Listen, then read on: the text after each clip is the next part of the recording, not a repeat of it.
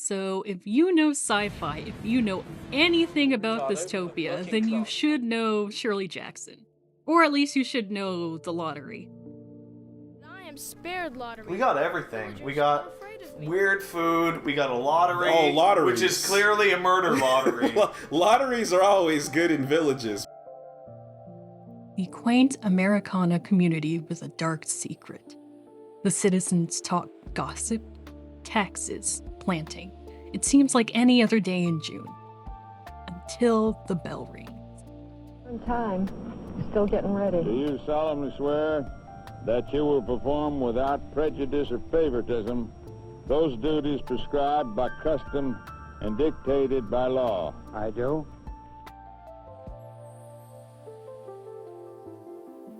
The villagers gather in the town square to draw a piece of paper from the shabby, splintered black box that they've always used. The other nearby villagers don't hold lotteries anymore. This notion is brushed off and they continue the draw. It narrows down to one family. They draw again. Finally, it is revealed what the lottery entails when Tessie, the matriarch of the family that is chosen, is the one with the only slip of paper that has the ominous black dot scribbled on it, even though she pleads for mercy and screams,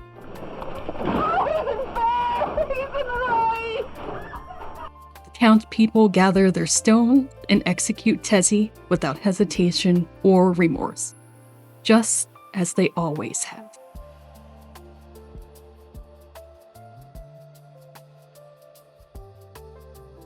By the time the story takes place, no one knows the origins of the first lottery ever, who authorized them to become a yearly ritual, or exactly when it began. The why of the story is only vaguely hinted at through tidbits of dialogue, and that the villagers continue to think that it will bring a bountiful harvest.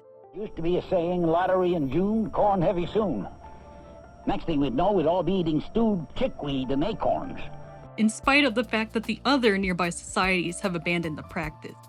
I like to think that the little black dot was indicative of some sort of cosmic event like an eclipse, but this has been lost to time. And now these townspeople are slaves to tradition.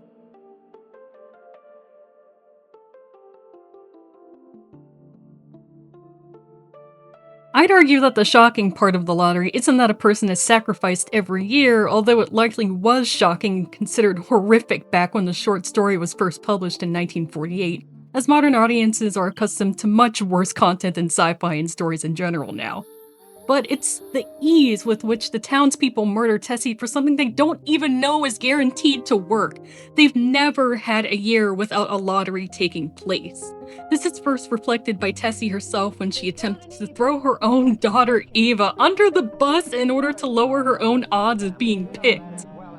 Of course, this then leads to Tessie joining the Leopards Eating Faces party, as she immediately protests against the lottery when she is the one being executed, and the others just want to make it go as fast as possible. Not necessarily out of pity or to make her death quick and painless, but so they can just get back to their lives. It goes by fairly quickly, but we can see that the villagers who participate in the lottery do so as soon as they are able to grab and hold objects, as Tessie's young toddler is given a rock to stone his own mother with, desensitizing him from the brutality and locking him and the other children into the tradition as early as possible. I don't know if you guys have heard of the Milgram experiments, but in the early 1960s, psychologist Stanley Milgram ran a series of studies on obedience to authority. Volunteers were told they were helping with a memory experiment and were instructed to deliver higher and higher voltages of electric shocks to another person, who was actually an actor, when the answers were wrong. Even when the learner protested, many participants kept going. Continue, please. Go right on. The experiment requires you continue, teacher. Please continue. Not because they were sadists, but because an authority figure calmly insisted the procedure must continue. That's what makes the lottery so unsettling. The violence isn't driven by rage, it's driven by routine. An economy of blood of sorts. The ritual spreads responsibility so thin that no one has to feel like the bad guy. Mr. Summers runs the process, the crowd follows the rules, and even the children are trained early to treat participation as normal. But in the lottery, what exactly is the thing that keeps the villagers chained to this ritual, especially when neighboring towns have already stopped? Part of it is fear. If you don't participate, you mark yourself as different, and in a community this small and tight-knit, being different can make you the next target. Part of it is sunk cost fallacy and cognitive dissonance. If the villagers admit the lottery is pointless, they'd have to face the fact that they've hurt and murdered innocent people for years for absolutely nothing. It's psychologically easier to just say this is tradition than to say we were wrong or admit any sort of fault.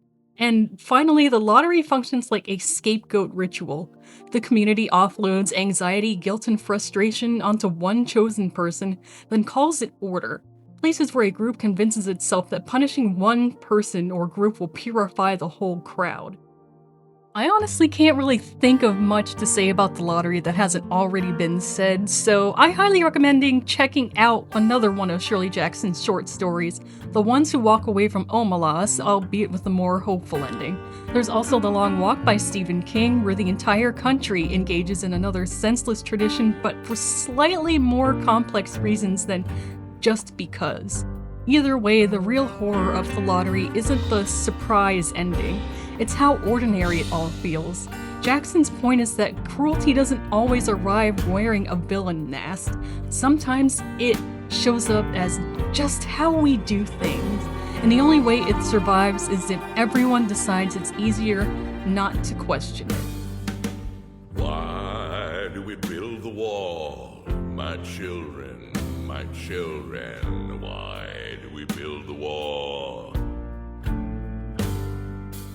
Why do we build the wall? We build the wall to keep us free. That's why we build the wall. In fact, every copy of Shirley Jackson's The Lottery has been checked out from the Springfield Public Library. Of course, the book does not contain any hints on how to win the lottery. It is rather a chilling tale of conformity gone mad. Oh.